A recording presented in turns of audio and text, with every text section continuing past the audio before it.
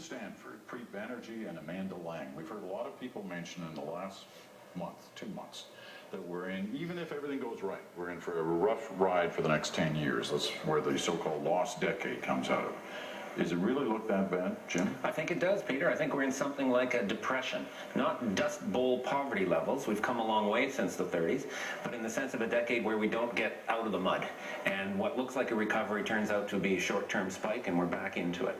And that's where we got to think about how we're going to get out of it. In the 30s, we got out of it with an enormous government stimulus program called war.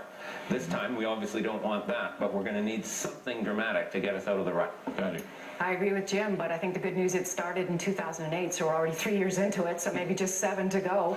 But Europe, they haven't resolved the issue there. The United States yet to deal with their challenge. Canada's going to get dragged along for the ride. This is the collateral damage of the credit crisis. These are countries struggling with enormous levels of debt and demographics that are going the wrong way. Amanda? You know, there's a great saying, the future has arrived, but it's unevenly distributed. I think this gloom will be unevenly distributed. It may last 10 years, but we're talking GDP when we say that, and that's such a blunt instrument. Some people will do okay in the next 10 years. Some people will see their lifestyles increase and their earnings go up, and we should keep that in mind. Just a little sliver of optimism. It doesn't mean everybody suddenly has the same prospects. Some people did okay during the Depression, too. Fair enough. It's a very small The number Roosevelts, of I people. think. Yeah, that's right. Preet?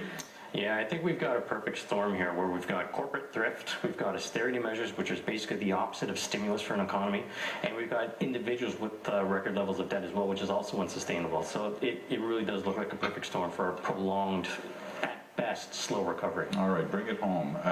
Are we, Canada,